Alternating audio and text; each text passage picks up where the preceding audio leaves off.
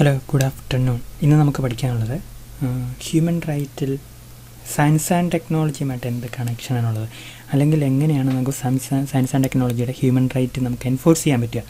അപ്പോൾ നമ്മുടെ എക്സാമിനെ സംബന്ധിച്ചിടത്തോളം ചിലപ്പോൾ ഒരു എസ്എ ടോപ്പിക്കിലുള്ളൊരു ചോദ്യമാണിത്. അതുകൊണ്ട് നിങ്ങൾ ഇതിൻ്റെ ഓരോ പോയിൻറ്റുകളും നമ്മൾ പോയിൻ്റ് ഫോർമാറ്റിലാണ് ഇവിടെ കാണാൻ പോകുന്നത്. ഓരോ പോയിൻറ്റുകളും ജസ്റ്റ് ഒന്ന് മനസ്സിലാക്കിയിട്ട് പിന്നെ അതുപോലെ ഒന്ന് പ്രസൻറ്റ് ചെയ്യണം. Okay, so how science and technology and human rights are related. The development in science and technology should be used to promote human rights. Human റൈറ്റ്സിനെ പ്രൊമോട്ട് ചെയ്യാൻ നമുക്ക് സയൻസ് ആൻഡ് ടെക്നോളജിയിലെ ഡെവലപ്മെൻറ്റ് നമുക്ക് ഉപയോഗിക്കാം. ഓക്കെ, അപ്പോൾ എങ്ങനെ ഉപയോഗിക്കാം എന്നുള്ളതാണ്.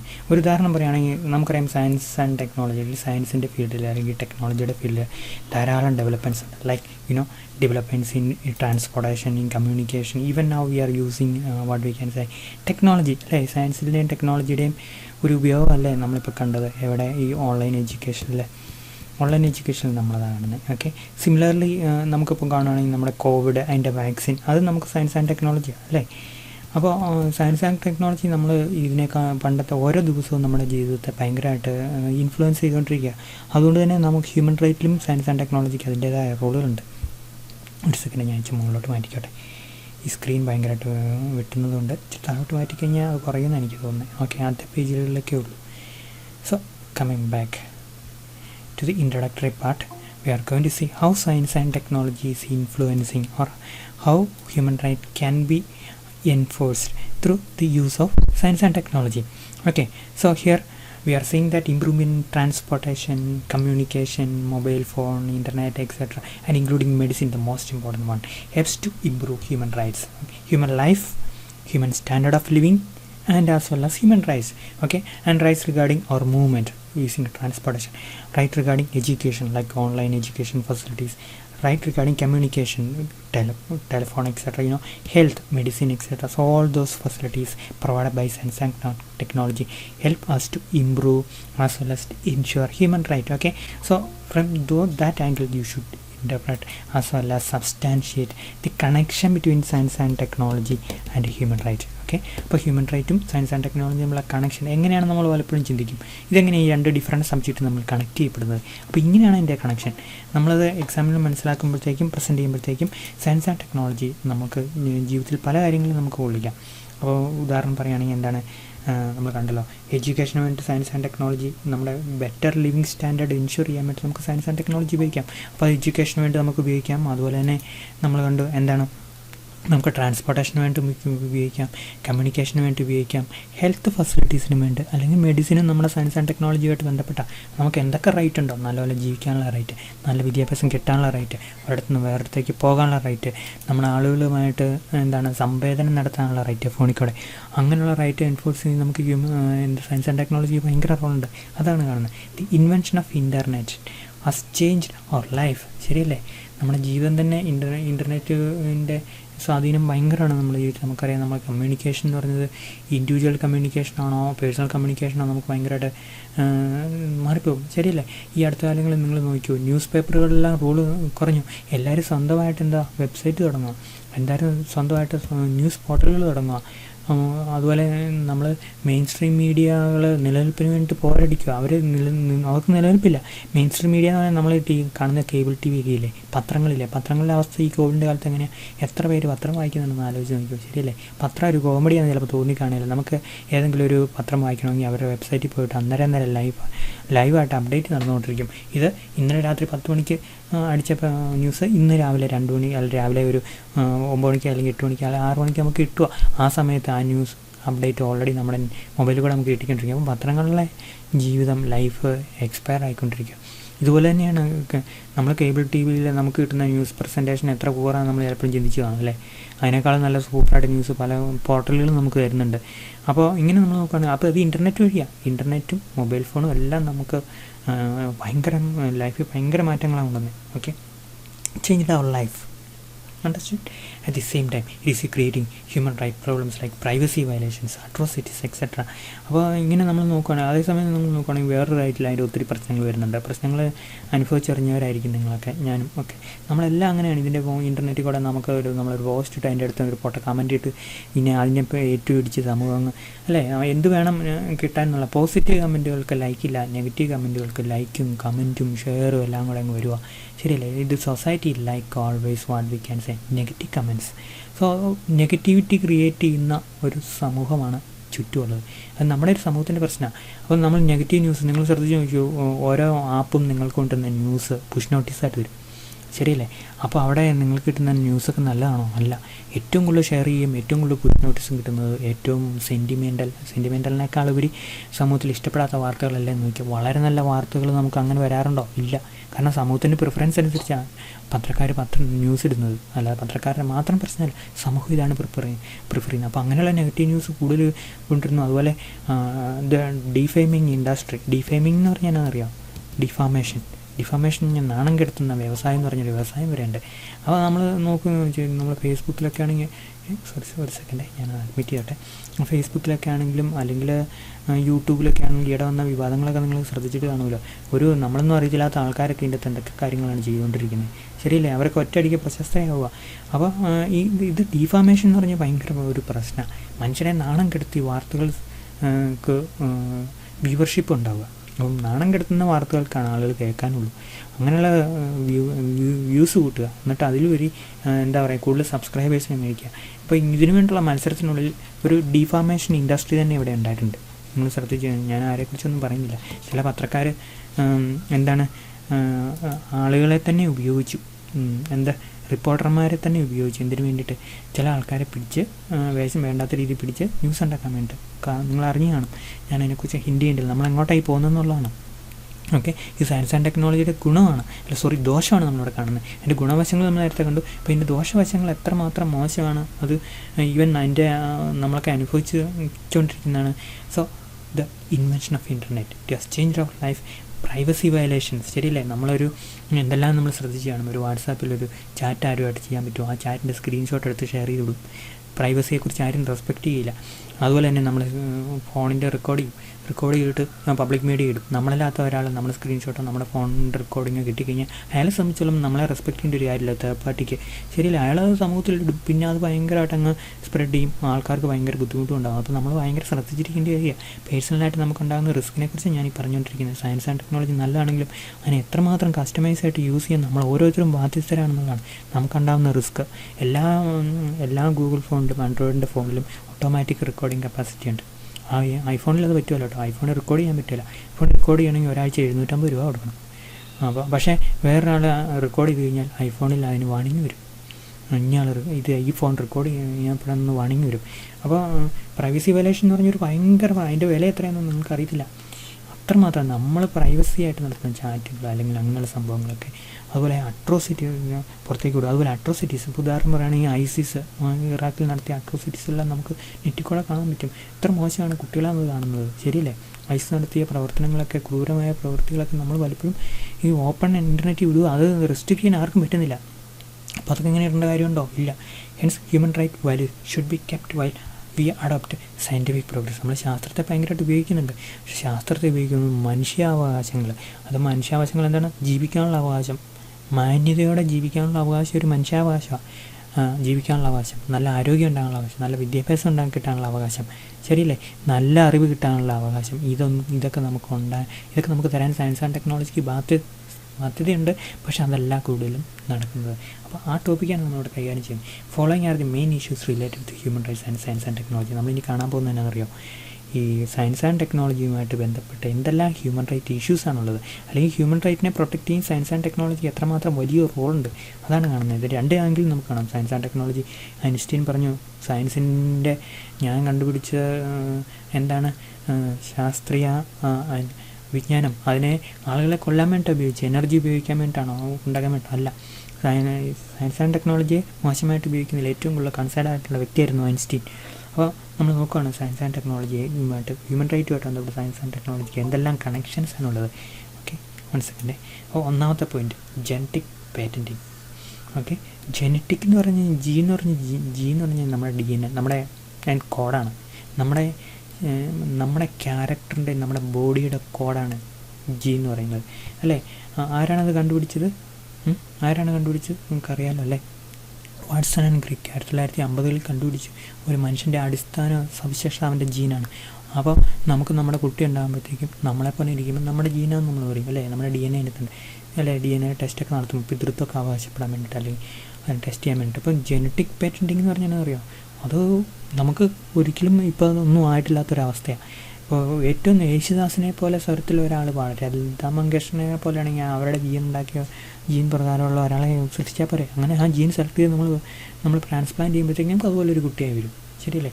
അപ്പം സൗന്ദര്യം ഇല്ലാത്തവരും കഴിവില്ലാത്തവരും ഒന്നും ഇനി ജനിക്കാൻ പോകുമല്ല എന്ന രീതി വരികയല്ലേ, ശരിയല്ലേ? അപ്പോൾ അത് ഭയങ്കര ഒരു പ്രശ്നമുള്ള വിഷയമാണ്. നമ്മൾ റാൻഡമായിരിക്കണം കുട്ടികളുണ്ടാകേണ്ടത്, അല്ലെങ്കിൽ സെലക്ട് ചെയ്യാൻ പാടില്ല. അങ്ങനെ സെലക്ട് ചെയ്യാൻ കഴിഞ്ഞാൽ പല ആൾക്കാർക്കും ജനിക്കാനുള്ള അവകാശം ഈ ഭൂമിയിൽ ഇല്ലാതായി തീരും. ഇപ്പോൾ ഇവിടെയാണ് സയൻസ് ആൻഡ് ടെക്നോളജി എങ്ങനെ ഉപയോഗിക്കുന്നു എന്നുള്ളതാണ്. ഐൻസ്റ്റീൻ എന്നും പറഞ്ഞ ശാസ്ത്രത്തിന് കൊടുത്ത ഒരു ശാസ്ത്രത്തെക്കുറിച്ച് പറഞ്ഞൊരു കൺസേൺ ഇപ്പോഴും നമുക്ക് ഭയങ്കരമായിട്ട് ബാധകമാണ്. ഒരു 10-15 ഒരു 4-5 നൂറ്റാണ്ടുകൾ കഴിയുമ്പോൾ ഉണ്ടാകാനുള്ള കുട്ടിയുടെ ക്യാരക്ടർ എന്താണെന്ന് ജീൻ്റെ അകത്ത് ഡിഫൈൻ ചെയ്ത് നമ്മൾ അങ്ങനെ മാനിപ്പുലേറ്റ് ചെയ്ത് കുട്ടികളെ സൃഷ്ടിക്കുന്ന ഒരവസ്ഥ വരും, ശരിയല്ലേ? വിഡ്ഢികളെയൊന്നും ആർക്കും ആവശ്യമില്ല, വികലാംഗരെ ആവശ്യമില്ല. അപ്പോൾ അങ്ങനെ ഒന്നും വരാതിരിക്കാൻ വേണ്ടി കുറേ ആൾക്കാർ ഈ ഭൂമി ജനിക്കാതിരിക്കും. ഈ ജെനറ്റിക് പേറ്റൻറ്റിങ് എന്ന് പറഞ്ഞാൽ പേറ്റൻറ്റ് എടുക്കുക കേട്ടോ, എന്തായാലും ഡിഫറെൻ്റ് ആണ്. പക്ഷേ ജീൻ മാപ്പിങ് അങ്ങനെയുള്ള ടെക്നോളജി ശാസ്ത്രം ഉപയോഗിക്കുമ്പോൾ ശാസ്ത്രം ഹ്യൂമൻ റൈറ്റ് വയലേഷൻ നടത്തുന്നുണ്ട്. In the innovation of new medicine there is the issue of genetic patenting. പുതിയ മരുന്ന് കണ്ടുപിടിച്ചു, അല്ലെങ്കിൽ പുതിയ പേറ്റൻറ്റ് കണ്ടുപിടിച്ചു, അത് അതിൻ്റെ വിശാല അർത്ഥത്തിലേക്ക് ഞാൻ പോകുന്നില്ല കേട്ടോ, നമ്മളത് പോകേണ്ട കാര്യമില്ല. If patent is granted for genes it will violate biological relation, ശരിയല്ലേ? ക്യാൻസർ ഇല്ലാത്ത മനുഷ്യരെയാണ് പോകുന്നതെങ്കിൽ ക്യാൻസറിൻ്റെ ജെനറ്റിക് ആയിട്ടുള്ള ഒരു അസുഖം നമ്മൾ വിചാരിക്കുക. അങ്ങനെയുള്ള ജീൻ ഇല്ലാത്ത ആൾക്കാർ ജനിക്കാൻ പറ്റുള്ളൂ. അപ്പോൾ എന്തെല്ലാം പ്രശ്നങ്ങളായിരിക്കും ഉണ്ടാകുക. In future gene patenting may be used for wrong and disastrous purpose. നമുക്ക് സങ്കല്പത്തിലേക്ക് വിടാം, നമ്മളെല്ലാം ഡിസ്കസ് ചെയ്യേണ്ട കാര്യമില്ല ഇവിടെ. ജെനറ്റിക് പേറ്റൻറ്റ് ഇപ്പോൾ തന്നെ ഒരു കുട്ടി ആണാണോ പെണ്ണാണോ എന്ന് കണ്ടുപിടിക്കാനുള്ള വഴിയുണ്ട്. ആദ്യം പ്രകാരം എന്തെല്ലാം പൂലാണ് ഏറ്റവും അവസാനം ഏറ്റവും മികച്ച പാട്ടുകാരനാണോ, ഡാൻസുകാരിയാണോ, നല്ല പഠിപ്പിസ്റ്റാണോ, അതല്ലെങ്കിൽ ഭയങ്കര സ്കില്ലുള്ള ആളാണോ, ഇങ്ങനെയുള്ള ആൾക്കാരെ മാത്രം പ്രിഫർ ചെയ്യുന്ന ഒരു ജെനറ്റിക് മാപ്പിംഗ് പറ്റും. അങ്ങനെ വേണമെങ്കിൽ അങ്ങനെയുള്ള ജീനുകൾക്ക് പേറ്റൻറ്റ് എടുക്കാൻ പറ്റുമെങ്കിൽ ആ അവസ്ഥയെ ചിന്തിച്ച് നോക്കൂ. യേശുദാസ് പറയും എന്നെ പോലെ തന്നെ എൻ്റെ കുട്ടിയായിരിക്കും. അപ്പോൾ ഞാൻ എന്നെ പോലെ എൻ്റെ ജീൻ ഞാൻ പേറ്റൻറ്റ് എടുക്കാൻ പോയി, ഇത് വേറെ ആരും കൊണ്ടുപോകാൻ പാടില്ല. ഇനി ജീന് എനിക്ക് 10 ലക്ഷം തന്ന ഈ ജീൻ കൊണ്ടുപോകും, നിങ്ങളുടെ കുട്ടി ഇതുപോലെ നല്ല പാട്ട് പാടുമെന്ന് പറഞ്ഞാൽ അതിന് വേണ്ടിയിട്ട് എന്ത് മത്സരമായിരിക്കും, ശരിയല്ലേ? അപ്പോൾ അതിൻ്റെ എത്തിക്കൽ പ്രശ്നങ്ങളൊക്കെ ഒത്തിരി ഭയങ്കരമാണ്. നമ്മളൊരു എക്സാമ്പിൾ, ഏറ്റവും ചെറിയ എക്സാമ്പിൾ, ഈ അടുത്ത കാലങ്ങളിൽ വന്ന എക്സാമ്പിൾ മാത്രം എടുക്കുക. BRCA1 എന്ന് പറഞ്ഞ ജീനിനെ എടുത്ത് പേറ്റൻറ്റ് ചെയ്യാൻ നോക്കി, മേരിയാക് ജെനറ്റിക്സ് എന്ന് പറഞ്ഞ കമ്പനി കേട്ടോ. അപ്പോൾ ഇത് നടന്ന എക്സാമ്പിൾ കേട്ടോ, ഞാനൊക്കെ വായിച്ചതാണ്. ഈ നിങ്ങൾ ആഞ്ചലീന ജോളി എന്ന് പറഞ്ഞൊരു സിനിമ നടിയുണ്ട്, ആഞ്ചലീന ജോളി. അവർ ഭയങ്കര ഹോളിവുഡ് നടിയാണ്. അപ്പോൾ അവർക്ക് ബ്രസ്റ്റ് ക്യാൻസർ വന്നപ്പോൾ അവർ സമൂഹത്തോട് വിളിച്ചു പറഞ്ഞു, എനിക്ക് ബ്രസ്റ്റ് ക്യാൻസർ ഉണ്ട്, I am going to remove my breast. അപ്പോൾ അങ്ങനെ ആദ്യമായിട്ട് വിളിച്ചു പറഞ്ഞ്, അങ്ങനെ സമൂഹത്തോട് ഓപ്പണായിട്ട് പറഞ്ഞ ഒരു നല്ല സ്ത്രീയാണ് ഈ ആഞ്ചലീന ജോളി. അപ്പോൾ അതുപോലെ ഒത്തിരി സ്ത്രീകൾക്ക് ആ പ്രശ്നമുണ്ട്. ആ പ്രശ്നം പരിഹരിക്കണമെങ്കിൽ ജെനറ്റിക്കായിട്ട് ഈ ബ്രസ്റ്റ് ക്യാൻസർ ഉണ്ടാകുന്ന എന്ത് പ്രശ്നമാണെന്ന് നമുക്ക് ഐഡൻറ്റിഫൈ ചെയ്യാൻ പറ്റണം. അങ്ങനെ ഐഡൻറ്റിഫൈ ചെയ്യാൻ പറ്റിയിട്ട് BRCA1 എന്ന് പറഞ്ഞ ജീനിനെ DNA അത് ഐഡൻറ്റിഫൈ ചെയ്തിട്ട് ഈ ജീനിനെ അവരെന്ത് ചെയ്തു, പേറ്റൻ്റ് എടുത്തു. ഇത് മനുഷ്യൻ്റെ ഒരു ഫീച്ചറാണ് ജീൻ എന്ന് പറഞ്ഞാൽ, അതിനെ പേറ്റൻ്റ് എടുത്തു ഇവർ. BRCA1 ഉം 2 BRCA1 ആര് ഓക്കെ. അപ്പം നമ്മൾ പറഞ്ഞ ടോപ്പിക്ക് ഇതാണ്. നമ്മൾ സയൻസ് ആൻഡ് ടെക്നോളജിയുടെ ഈ ഒരു കോൺസെപ്റ്റ്, അതായത് എങ്ങനെ ഒരു ലൈഫുമായിട്ട് ബന്ധപ്പെട്ട ഒരു ഓർഗാനിസിൻ്റെ പേരിൽ പേറ്റൻ്റ് എടുക്കാൻ പറ്റുമോ? അങ്ങനെ പേറ്റൻ്റ് എടുക്കാൻ പറ്റില്ല. പ്രകൃതി കാണുന്ന ഒരു സാധനത്തിനും പേറ്റൻ്റ് എടുക്കാൻ പറ്റില്ല. നമ്മൾ കണ്ടുപിടിച്ച് നാച്ചുറലി കാണുന്ന ഒരു സാധനവും ഇൻവെൻറ്റീവ് അല്ല, ഇൻവെൻഷനാണ് പേറ്റൻ്റ് കൊടുക്കുന്നത്.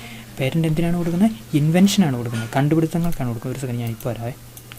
Okay, so patents are given for what? Invention. ഒരു മനുഷ്യൻ്റെ മൂലകോശത്തിന് ഒരു കാരണവശാലും പേറ്റൻ്റ് കൊടുക്കാൻ പറ്റില്ല.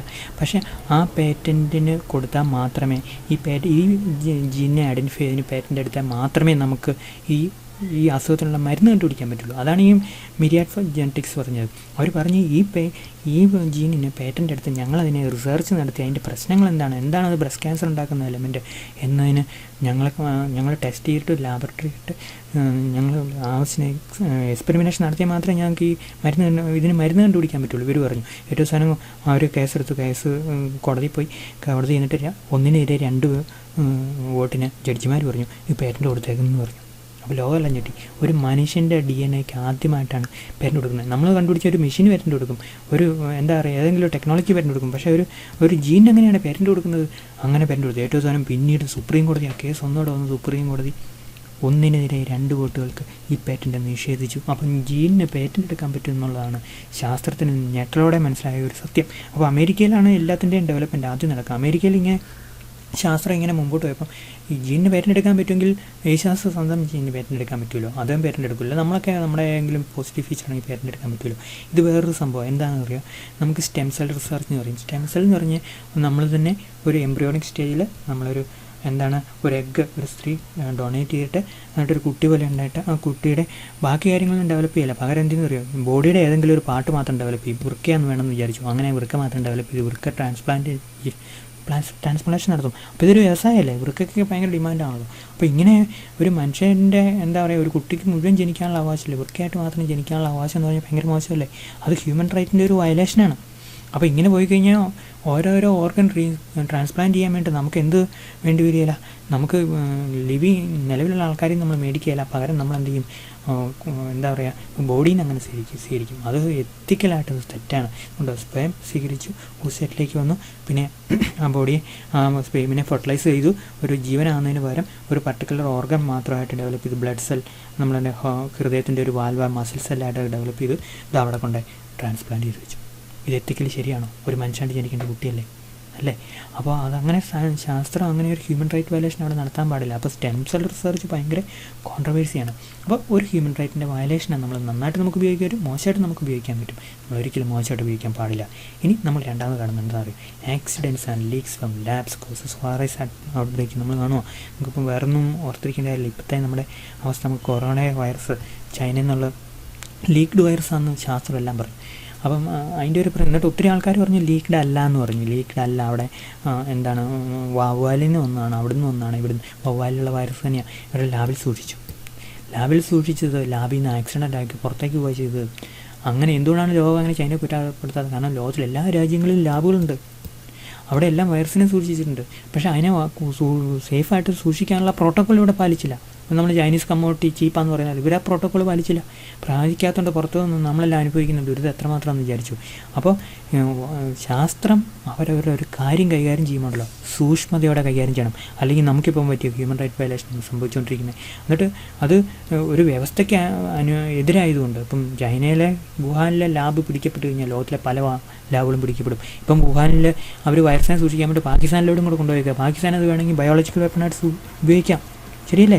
എത്ര വൈറസുകളെന്ന് പറയും ബയോളജിക്കൽ. അപ്പോൾ ഇന്ത്യയിലാണെങ്കിൽ ലാബുകൾക്ക് അനുവാദം കൊടുക്കുന്നില്ല. കാരണം ഈ വൈറസിനെ പരിശോധിക്കാൻ വേണ്ടി മാത്രമല്ല നമുക്ക് ഉപയോഗിക്കുന്നത്, ശത്രുക്കൾ കയറി ഉപയോഗിക്കാം. അങ്ങനെ ഉപയോഗിക്കത്തില്ലെന്ന് ആര് കണ്ടു? എല്ലാത്തിൻ്റെയും ഗുണവും ദോഷവും നമ്മൾ ഉപയോഗിക്കുന്നത്. കഞ്ചാവ് പോലും ഒരു മരുന്നാണ്, പക്ഷേ നമ്മൾ ഉപയോഗിക്കുന്ന മരുന്നായിട്ടാണോ? അല്ലല്ലോ. അപ്പോൾ അങ്ങനെ വരുമ്പോഴത്തേക്ക് ഇതൊക്കെ മോശമായിട്ട് കാര്യങ്ങൾക്ക് നമുക്ക് ഉപയോഗിക്കാൻ പറ്റും അല്ലേ? അപ്പോൾ അതൊക്കെ ചെക്ക് ചെയ്യാൻ പറ്റില്ല. ഇത് ആക്സിഡൻസും ലീക്സും ഒരിക്കലും സംഭവിക്കാൻ പാടില്ല. ശാസ്ത്രം അങ്ങനെ മനുഷ്യർക്ക് ഉപദ്രവം ഉണ്ടാക്കരുത്. Okay, so it's a result of the leaked virus from laboratory from China. Okay, in China, വുഹാനിലെ അങ്ങനെയാണ് ആൾക്കാർ പറയുന്നത് കേട്ടോ. അങ്ങനെ ആണെന്ന് ഒരു ഉറപ്പില്ല. ഞാൻ ഒരു എക്സാമ്പിൾ മാത്രമേ എടുത്തിട്ടുന്നുള്ളൂ. Such risky handling of virus and infections and biological elements cause disaster to human beings. ഇതാണ് അവിടെ സംഭവിച്ചത്. ഈ വൈറസ് ആദ്യമായിട്ട് പുറത്തു വന്ന ഒരു ചെറുപ്പക്കാരിയായൊരു ഒരു സയൻറ്റിസ്റ്റിൻ്റെ അടുത്തു നിന്നാണെന്നാണ് പറയപ്പെടുന്നത്. ഇത് വുഹാനിലെ ലാബ് കേട്ടോ, ഞാൻ ചിത്രം കൊണ്ടുവന്നുള്ളൂ. Then comes piracy. പൈറസി ഞാൻ കോപ്പിടി. The internet and the digital platforms are posing thrust to privacy. Sorry, piracy അല്ല, പ്രൈവസി കേട്ടോ. പ്രൈവസി ഞാൻ സ്വകാര്യത. I'm very very sorry. Piracy പിന്നീട് കാണും. ആക്ച്വലി ഒരു വാക്ക് ഒരു ലെറ്റർ അങ്ങോട്ടും ഇങ്ങോട്ടും. ഇപ്പം പ്രൈവസി എന്ന് പറഞ്ഞാൽ നമുക്കറിയാലോ, നമ്മൾ ആദ്യം ക്ലാസ് തുടങ്ങുമ്പോൾ ത്രസ്റ്റ് പ്രൈവസി. നമുക്ക് സ്വകാര്യമായിട്ട് ജീവിക്കാൻ പറ്റുന്നില്ല. നമ്മളെവിടെയെങ്കിലും ഒരു ഫോട്ടോയൊക്കെ നമ്മളോട് ചോദിക്കുക, അല്ലെങ്കിൽ നമ്മളെന്തെങ്കിലും ഒരു കാര്യം പറഞ്ഞാൽ അത് സോഷ്യൽ മീഡിയക്കകത്ത് എവിടെയെങ്കിലുമൊക്കെ അങ്ങ് ആയിപ്പോവും. പിന്നെ നമുക്ക് തിരിച്ചു പിടിക്കാൻ പറ്റില്ല. അപ്പം സ്വകാര്യമായിട്ട് ജീവിക്കാൻ പറ്റാത്തതിനുള്ള ഒരു ഏറ്റവും വലിയ ത്രെട്ടാണ് ഈ ഫേസ്ബുക്കിൽ എന്തെല്ലാം കാര്യങ്ങൾ നടക്കാം. ഫേസ്ബുക്ക് നല്ല കാര്യങ്ങളാണ്. നമ്മുടെ സുഹൃത്തുക്കളെ എല്ലാം അറിയാൻ വേണ്ടി നമ്മൾ ഫേസ്ബുക്കിൽ നോക്കുന്നുണ്ട്. അതിൻ്റെ അകത്ത് 50% പോസ്റ്റ് നെഗറ്റീവ് പോസ്റ്റുകളായിരിക്കും, ശരിയല്ലേ? അപ്പോൾ പണ്ട് പത്രക്കാലത്ത് വായിച്ചുകൊണ്ടിരുന്ന കാര്യങ്ങൾ നമ്മളിപ്പോൾ എന്താ ഫേസ്ബുക്കിലാണ് കാണുന്നത്. Then WhatsApp is very dangerous. Twitter, ഇച്ചിരി മാന്യതയുള്ളത് ട്വിറ്ററിന് ഇൻസ്റ്റാഗ്രാമോ. ചെറുപ്പക്കാരെല്ലാം ട്വിറ്ററിൽ ഇൻസ്റ്റാഗ്രാമിലേക്ക്, നാട്ടിലെ അമ്മമാരും ആൾക്കാരും അങ്ങനെ എല്ലാവരും ഫേസ്ബുക്കിലാണ്. ഇപ്പോൾ വാട്സാപ്പ് നമ്മൾ കമ്മ്യൂണിറ്റി ആയിട്ട് ജീവിക്കാം. നമ്മളിപ്പോൾ വാട്സാപ്പിൽ എന്തെല്ലാം കാര്യങ്ങളുണ്ട് അല്ലേ? അപ്പോൾ വാട്സാപ്പൊക്കെ നമുക്ക് നന്നായിട്ട് ഉപയോഗിക്കാം. പക്ഷേ ഒത്തിരി മോശം കാര്യങ്ങൾ എനിക്ക് വരുന്നുണ്ട്. All poses privacy threats. Developments in recording, surveillance devices, ശരിയല്ലേ? CCTV ക്യാമറ അല്ലേ? നമ്മൾ തന്നെ നമ്മുടെ സമൂഹത്തിൽ ജനങ്ങൾ തന്നെ ഒരു CCTV ക്യാമറ ആയിട്ടിരിക്കുക. അപ്പോൾ surveillance devices, personality test and other communication techniques based on electronics, optics and acoustics, sound auto, as well as new reproduction technique. നമ്മളൊരു സാധനം ഇട്ടിട്ട് അതിനെ നമ്മളെന്ത് ചെയ്യുക, ഫോട്ടോഷോപ്പ് കണ്ടിട്ട് നമുക്ക് ഇഷ്ടമുള്ള നമ്മൾ എഡിറ്റ് ചെയ്യും, ശരിയല്ലേ? ഫോട്ടോഷോപ്പ് ഉണ്ട്, കോറൽ ഡ്രോ ഉണ്ട്, അതുപോലെ തന്നെ ഒത്തിരി അതുപോലെ സോഫ്റ്റ്വെയർ ഉണ്ട്. അവയെല്ലാം എന്താ ഉപയോഗിക്കുന്നത്?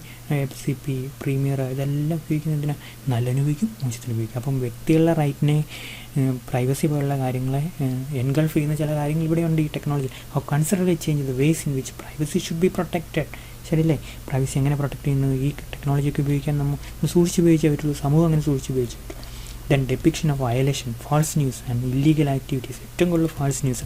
ഇപ്പം നമ്മൾ വൈറസിനെ കുറിച്ചൊരു ഫാൾസ് ന്യൂസ്, നമ്മളിപ്പം വുഹാനിലെ വൈറസ് അവിടെ ജനിച്ചതെന്നുള്ള ഒരു ഫാൾസ് ന്യൂസാണ്. ഇപ്പോൾ ഞാനങ്ങനെ പറഞ്ഞെങ്കിലും അതിന് വെരിഫിക്കേഷൻ ഉണ്ടെങ്കിലും പറയാൻ പറ്റാത്തതാണെങ്കിൽ നമ്മൾ അതിൻ്റെ ഒരു സംശയമായിട്ട് നമ്മളതിനെ പറഞ്ഞിട്ടുള്ളൂ. So there will be false news. Similarly large number of false news are there. False news ഏതൊക്കെയാണെന്ന് പറഞ്ഞപ്പോൾ ഇപ്പം നമ്മുടെ ഒഫീഷ്യൽ ഫോർമൽ മീഡിയ, നിങ്ങൾ വാർത്തയുടെ അവസാനം ഇന്നത്തെ ഫാൾസ് ന്യൂസ് എന്ന് പറഞ്ഞു ഫാൾസ് ന്യൂസൊക്കെ കാണിക്കും, ശരിയല്ലേ? ഫാൾസ് ന്യൂസ് എഡിറ്റ് ചെയ്തിട്ട് നമുക്കെല്ലാം സ്വീകാര്യമായിട്ടുള്ള രീതിയിൽ നമ്മൾ കണ്ടു കഴിഞ്ഞാൽ നമുക്ക് ഒരിക്കലും അത് നുണയെന്ന് പറയാൻ പറ്റാത്ത രീതിയിലാണ് എഡിറ്റിംഗ് നടക്കുന്നത്. എഡിറ്റിങ്ങിന് എന്തെല്ലാം ഡിവൈസ് എന്ന് പറയും. ഞങ്ങൾ FCP എന്ന് പറഞ്ഞൊരു സോഫ്റ്റ്വെയർ ഉണ്ട്, ഫൈനൽ കട്ട് പ്രോ എന്നാണ് അതിൻ്റെ, ആപ്പിളിൻ്റെയാണ്. അതിൻ്റെ മോഷൻ ഭയങ്കര മോഷൻ എന്ന് പറഞ്ഞാൽ അറിയാം. Motion in the movement of an object is called motion. Motion എന്ന് പറഞ്ഞ ഒരു ആപ്ലിക്കേഷൻ വരെ അതിനകത്തുണ്ട്. അപ്പോൾ ഈ FCPയിലെ മോഷൻ അടിപൊളിയാണ്. അതുകൊണ്ടാണ് ഏറ്റവും നല്ല ഫിലിം എഡിറ്റിങ്ങിന് FCP ഉപയോഗിക്കുന്നത്. ഓക്കെ, സോ അതിൻ്റെ അകത്തൊക്കെ എഡിറ്റ് കഴിഞ്ഞാൽ നമുക്കൊരു കാരണവശാൽ വേറെ നമുക്ക് വിശ്വസിക്കാൻ പറ്റില്ല. ഫാൾസ് ന്യൂസ്, വയലേഷനെ കാണിക്കുക, ഇല്ലീഗൽ ആക്ടിവിറ്റീസ്, ഇതെല്ലാം ഡിജിറ്റൽ പ്ലാറ്റ്ഫോമിൽ സ്പ്രെഡ് ചെയ്യും. നല്ലൊരു പൂ വിരിയുന്നത് നമ്മളാരും കാണുമോ? ബോറടിച്ച് പോകും, വേറെ എന്തെങ്കിലും നമ്മൾ പോയി കാണും. The dark net and the internet are misused constantly. അപ്പം ഡാർക്ക് നെറ്റും ഇൻ്റർനെറ്റും നമ്മളെന്ത് ചെയ്യുക, ഭയങ്കരമായിട്ട് ആൾക്കാർ മിസ്യൂസ് ചെയ്യും. നമ്മളൊന്നുമല്ല കേട്ടോ, ഇതൊന്നും നമ്മളാരും ചെയ്യുന്നില്ല. പക്ഷേ ഈ ഡാർക്ക് നെറ്റ് എന്ന് പറഞ്ഞൊരു സംഭവമുണ്ട്. ഇൻ്റർനെറ്റിൻ്റെ 96% ഡാർക്ക് നെറ്റില്ല, 4% മാത്രമേ ഗൂഗിളിലും നമ്മൾ മാറ്റുന്നത് നമ്മുടെ ഫോർമലായിട്ടുള്ള ഔദ്യോഗികമായിട്ടുള്ള കാര്യങ്ങൾ. ബാക്കിയെല്ലാം ഡാർക്ക് നെറ്റിലാണ്. ഡാർക്ക് നെറ്റിൽ കച്ചവടം, ഡാർക്ക് നെറ്റിൽ കഞ്ചാവ്, ഡാർക്ക് നെറ്റിൽ തോക്ക്, ഡാർക്ക് നെറ്റിൽ ഒഫീഷ്യലായിട്ട് ഇറങ്ങുന്ന വീഡിയോയുടെ pirated copies. So this dark net is used continuously from an illegal angle. Okay, it is in fact interesting that it is an interesting fact that Google shows only 4% of the important information available on the internet കിട്ടുന്ന 4% information മാത്രമേ നിങ്ങൾക്ക് ഗൂഗിളിൽ കിട്ടുള്ളൂ. ബാക്കിയെല്ലാം എവിടെ കിട്ടുന്നു? Dark നെറ്റിലാണ് കിട്ടുന്നത്. Okay, so അതിനെക്കുറിച്ച് ഡെപ്പിക്റ്റ് ചെയ്യുന്ന ഒരു പടം കേട്ടോ, ഇതുണ്ടോ, ഒരു ഐസ്ബർഗാണ്, അതിൻ്റെ 10% മാത്രമേ മുകളിൽ വരുന്നു. ബാക്കിയെല്ലാം അടിയില്ല. അക്കാഡമിക് ഇൻഫർമേഷൻ, ഗവൺമെൻറ് റിസോഴ്സ്, ഇല്ലീഗലായിട്ടുള്ള കാര്യങ്ങൾ, ബിറ്റ്കോയിൻ്റെ ട്രേഡിങ്, എല്ലാം ഡാർക്ക് നെറ്റിലാണ്. ബിങ്ങും ഗൂഗിളും ഒക്കെ മുകളിൽ മാത്രം നിൽക്കും. So that is about the bad use of internet. Then social media defamation. ഒരു വ്യവസായം തന്നെയാണെന്ന് ഞാൻ നിങ്ങളോട്. സോഷ്യൽ മീഡിയയിൽ ആൾക്കാരെ കരുതി വെച്ച് കാണിക്കുന്ന ഒരു വ്യവസായം തന്നെയുണ്ട്. ആൾക്കാരെ അതിൻ്റെ പേര് പൈസ മേടിക്കുന്നു. അതുപോലെ തന്നെ നമ്മൾ എന്തെങ്കിലും ചാറ്റ് പോലുള്ള കാര്യങ്ങൾ നിങ്ങൾ ഉപയോഗിക്കുന്നത് വളരെ സൂക്ഷിച്ച് വേണം.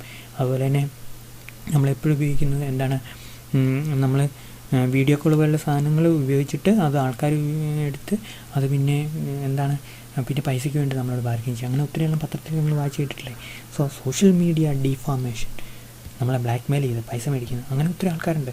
So a shaming people through negative news coverages, defamation using the various platforms are now becoming social habit. Defaming content becomes a news for all but a shaming one for the victim. ശരിയല്ലേ? അപ്പോൾ ഒരു മോശപ്പെടുത്തുന്ന വാർത്ത സമൂഹത്തിനെ സംബന്ധിച്ചോളം കുഴപ്പമില്ല, അതൊരു വാർത്ത മാത്രമേ ആവുന്നുള്ളൂ. നാണം കെടുന്ന വ്യക്തിയെ സംബന്ധിച്ചോളം അത് നാണക്കേട് തന്നെയാണ്. നമ്മൾ അവൻ്റെ ആംഗിൾ എന്താ ചിന്തിക്കാതെ, അപ്പോൾ അയാളുടെ ആംഗിൾ ചിന്തിച്ചിട്ടാണ് നമ്മളത് ഷെയർ ചെയ്യാൻ വേണ്ടത്. അപ്പോൾ ഒരു കാരണവശാൽ ഇങ്ങനെയുള്ള സംഭവങ്ങൾ എടുത്ത് ഒന്നര പിടിച്ച് ഷെയർ ചെയ്യരുത്.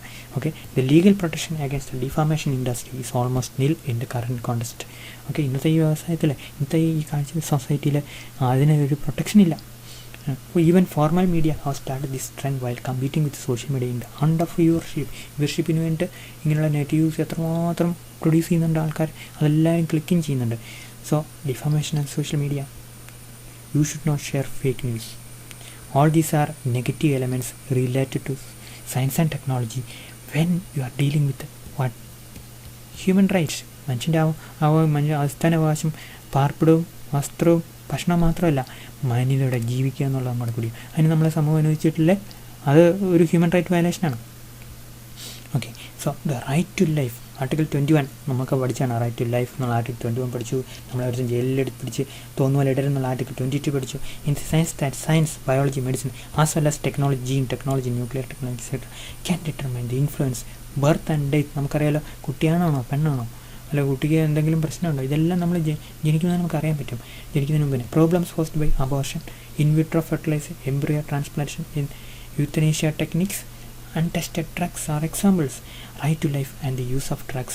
The right to physical and spiritual integrity. Article 5 of the United Nations, അല്ലെങ്കിൽ Universal Declaration of Human Rights, UN അല്ലാട്ടോ, Declaration of Human Rights stipulate that no one shall be subject to torture, to cruel, inhuman, degrading treatment, use of drugs and other chemical controls of the mind. Psychological and physical testing methods and behavior therapy are still often used for interrogation. Interrogation എന്താണ്?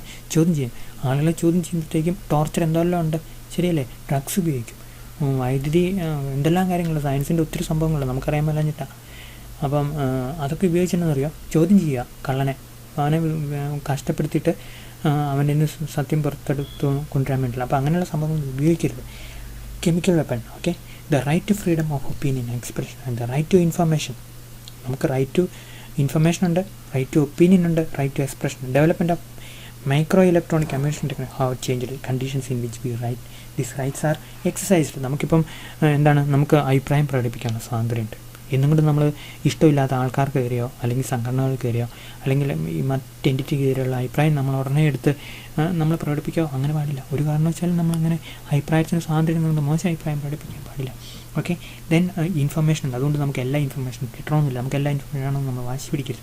Then intellectual property right, ഇത് പ്രധാനപ്പെട്ട റൈറ്റാണ്. Human right പോലെ നമ്മളൊരു സംഭവം കണ്ടുപിടിച്ച് കഴിഞ്ഞാൽ, നിങ്ങളൊരു പടം വരച്ചു, അത് വേറെ തമ്മിറ്റ് കാശാക്കി എന്ത് ചെയ്യും? നിങ്ങളൊരു തിരക്കഥ എഴുതി വേറെ അടിച്ചു മാറ്റിക്കൊണ്ട് ഇട്ട് കഴിഞ്ഞാൽ എന്ത് ചെയ്യും? നമുക്ക് എന്തെല്ലാം വിഷമം ഉണ്ടാകും. നമ്മൾ 10 വർഷമായിട്ട് മനസ്സിൽ കൊണ്ടുവന്ന ഐഡിയ തിരക്കഥയായിട്ട് മാറി വേറെ കൊണ്ടുപോയി കഴിയുമ്പം അത് നമുക്ക് മനസ്സിൽ എന്തെല്ലാം ബുദ്ധിമുട്ട്. അങ്ങനെ എത്രയോ കഥകൾ നടന്നിട്ടുണ്ട്, എത്രയോ സംഭവങ്ങൾ നടന്നിട്ടുണ്ട്, ശരിയല്ലേ? അപ്പോൾ അല്ലെങ്കിൽ നമ്മളൊരു സംഭവം കണ്ടുപിടിച്ചു, ഏതെങ്കിലും ഒരു മെഷീൻ കണ്ടുപിടിക്കുമ്പോൾ നമ്മൾ ഏറ്റവും വലിയ സംഘടന ഇത് വേറെ ആരെങ്കിലും കൊണ്ടുപോകാൻ സാധ്യതയാണ്, വേറെ അടുത്തും കൊണ്ടുപോയി. അപ്പോൾ അതിനെതിരെ നമുക്ക് തരുന്ന പ്രൊട്ടക്ഷനാണ് ഇൻ്റലക്ച്വൽ പ്രോപ്പർട്ടി റൈറ്റ്. പേറ്റൻ്റാണ് ഏറ്റവും വലിയ ഇൻ്റലക്ച്വൽ പ്രോപ്പർട്ടി റൈറ്റ് കേട്ടോ. എന്താണ് patent? So developments in the form of property such as software property. നമ്മളാണെങ്കിൽ പണ്ടാണെങ്കിൽ പ്രോപ്പർട്ടി എന്ന് പറഞ്ഞു കഴിഞ്ഞാൽ കാശ് കൊടുത്ത് മേടിക്കുന്ന സ്ഥലമായിരുന്നു. ഇപ്പോൾ ആരെങ്കിലും സ്ഥലത്തിന് വിലയുണ്ടോ? ഇപ്പം നിങ്ങൾ കണ്ടുപിടിച്ചൊരു കണ്ടുപിടുത്തത്തിന് 10 ഏക്കർ സ്ഥലത്തിനേക്കാളും കൂടുതൽ വിലയുണ്ട്. അപ്പം നമുക്ക് അതിൻ്റെ ഉടമസ്ഥൻ നമ്മളാണെന്ന് പറഞ്ഞിവിടെ ഗവൺമെൻറ് നമുക്ക് അതിനുള്ള റൈറ്റ് തരണം. അതിന് പറഞ്ഞ വേറെ ഇൻ്റലക്ച്വൽ പ്രോപ്പർട്ടി റൈറ്റ്. യേശുദാസ് പറഞ്ഞു, ഞാൻ പാടിയ പാട്ടൊന്നും വേറെ ആരും പാടരുത്, അല്ലെങ്കിൽ ഞാൻ പാടിയ പാട്ട് ഗാനമേളക്കാർ പാടരുത്. അദ്ദേഹം ഒരു പ്രാവശ്യം പറഞ്ഞു കേട്ടോ, ശരിയാണെന്ന് എനിക്കറിയത്തില്ല, ഇതാണ് ഞാൻ ആണെന്നാണ് എൻ്റെ വിശ്വാസം. അപ്പം അതിൻ്റെ IPR പറയുന്നുണ്ട് കോപ്പിറൈറ്റാണ് പാട്ടുകൾക്കുള്ളത്, പേറ്റൻ്റ് അല്ല. അപ്പോൾ കോപ്പിറൈറ്റ് പാടിയ പാട്ടുകാരനാണോ, എഴുതിയ സംഗീത രചയിതാവിനാണോ, ഈ സംഗീതം കൊടുത്ത ഡയറക്ടർക്കാണോ, ആർക്കാണ് ഇതിൻ്റെ റൈറ്റ്? അത് അവർക്ക് ഓരോ റേഷ്യയിൽ അവർക്ക് അവകാശം വെച്ച് കൊടുത്തിട്ടുണ്ട്. അതിന് ആ അവകാശം കഴിഞ്ഞാൽ മാത്രമേ എന്ത് നമുക്ക് പൊതുസമൂഹത്തിന് പാടാൻ പറ്റുള്ളൂ എന്നൊക്കെ അതിനെക്കുറിച്ച് പറയുന്നുണ്ട്. എന്തുകൊണ്ടാണ് ടിക്ടോക്ക് വീഡിയോ 15% സെക്കൻഡ് മാത്രം വീഡിയോ 50 സെക്കൻഡ് ഏത് പാട്ട് നമുക്ക് വീഡിയോ എടുക്കാം, നമുക്ക് പാട്ടെടുക്കാം, ആരും നമ്മൾ ചോദ്യം ചെയ്യുന്നില്ല, അത് ഫ്രീ റൈറ്റാണ്, മനസ്സിലായല്ലോ? അപ്പം ടിക്ടോക്കിൽ 1/2 മിനിറ്റിന് ഒരു പാട്ട് നിങ്ങൾ ഇട്ട് കഴിഞ്ഞാണ്ടല്ലോ അത് പ്രശ്നമാകും, അത് പ്രോപ്പർട്ടി വയലേഷനാണ്. അപ്പോൾ ടിക്ടോക്കിനെതിരെ കേസ് കൊടുക്കും, നമുക്കെതിരെ ടിക്ടോക്കും കേസ് കൊടുക്കും. Okay, so all these are what we can say intellectual property rights, IPRs. Okay, so there are different type of intellectual property rights. Physics പഠിക്കുന്ന ഒരു കുട്ടി ഒരു മെഷീൻ കണ്ടുപിടിച്ച് കഴിഞ്ഞാൽ ആ കുട്ടിക്ക് കിട്ടുന്നത് പേറ്റൻ്റാണ്. എന്താണ് പേറ്റൻ്റ്? അത് ഭയങ്കര 20 വർഷത്തേക്കാണ്, സീരിയസാണ്, ഇഷ്ടം കാശും കിട്ടും.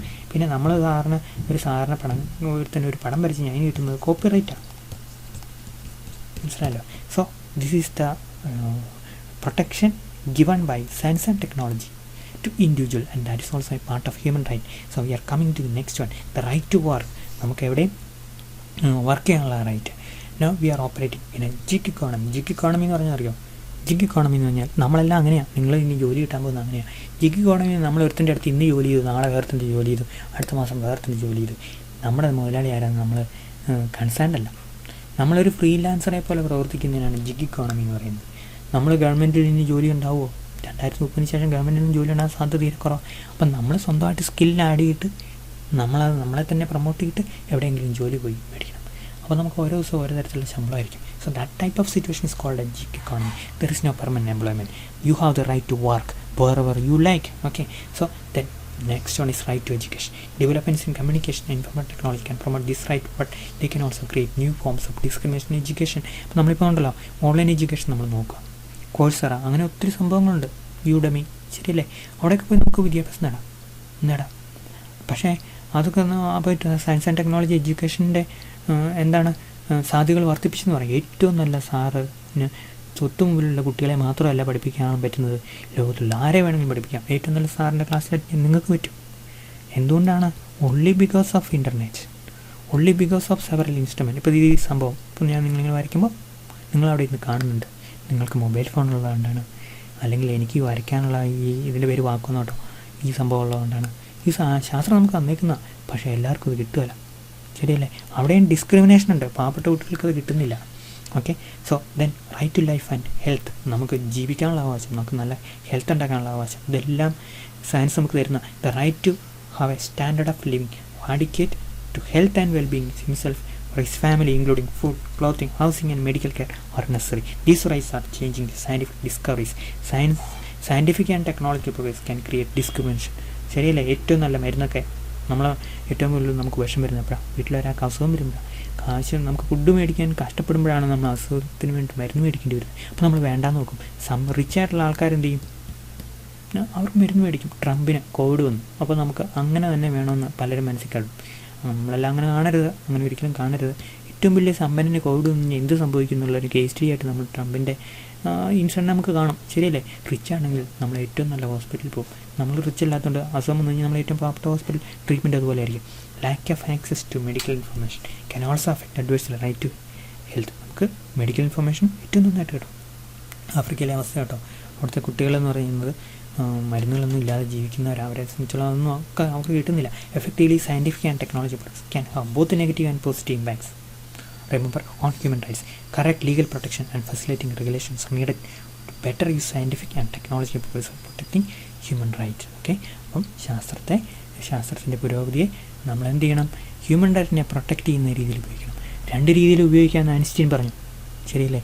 ഹ്യൂമൻ റൈറ്റിനെ പ്രൊട്ടക്റ്റ് ചെയ്യാൻ നമ്മൾ ഉപയോഗിക്കണം. ശാസ്ത്രത്തിൻ്റെ പ്രശ്നമല്ല ഉപയോഗിക്കുന്നത്, നമ്മുടെ പ്രശ്നമാണ്, അല്ലെങ്കിൽ നമ്മുടെ മനസ്സാണ്. ഇത് ഹ്യൂമൻ റൈറ്റ് പ്രൊട്ടക്റ്റ് ചെയ്യാൻ പറ്റുമോ ഇല്ലെന്ന് ഉറപ്പാക്കണം. Okay. So that is all about this topic. നമുക്ക് അടുത്ത ക്ലാസ്സിൽ റൈറ്റ് ടു എഡ്യൂക്കേഷൻ പോലുള്ള കുറച്ച് സംഭവങ്ങൾ നമുക്ക് അടുത്ത ക്ലാസ്സിലേക്ക് നമുക്ക് എടുക്കാം. ഈ ക്ലാസ്സിൽ നമുക്ക് ഇത്രയും മതി. കാരണം വെച്ചാൽ നിങ്ങളെല്ലാം അടുത്തിരിക്കുമായിരിക്കുമല്ലോ, 5ാമത്തെ അവർ ആയതുകൊണ്ട്. ഒരു സെക്കൻഡേ, ഞാൻ അറ്റൻഡൻസും കൂടെ എടുത്തോട്ടെ.